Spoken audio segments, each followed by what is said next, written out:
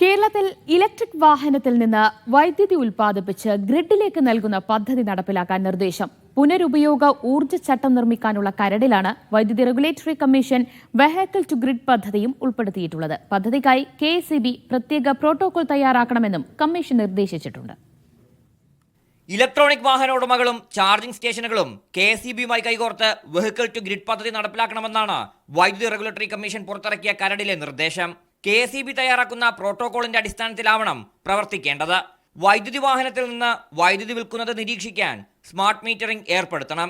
സമയത്തിനനുസരിച്ച് താരിഫ് നിർണ്ണയിക്കുന്ന TOU tariff രീതി ഏർപ്പെടുത്തിയാൽ പീക്ക് സമയത്ത് തന്നെ EV ഉടമകളെ കൊണ്ട് വൈദ്യുതി വിൽക്കുന്നത് പ്രോത്സാഹിപ്പിക്കാനാവും. തീർച്ചയായിട്ടും നമുക്കൊരു വളരെ ഉപകാരമുള്ള ഒരു ഇതാണ്. സർക്കാർ അങ്ങനെ ഒരു ഇതെടുക്കുകയാണെങ്കിൽ വളരെ ഉപകാരമാണത്. നമ്മളൊക്കെ ടാക്സി ഓടുന്നതാണല്ലോ, അപ്പോൾ നമുക്ക് അതിൽ നിന്നൊരു വരുമാനം കിട്ടുവാണ്, വളരെ സന്തോഷമുണ്ട്. പീക്ക് സമയത്തെ ആവശ്യത്തിനായി പുറത്തുനിന്ന് ഉയർന്ന വിലയ്ക്ക് വൈദ്യുതി വാങ്ങുന്നത് കുറയുന്നതിലൂടെ KSEBയ്ക്കും ലാഭം.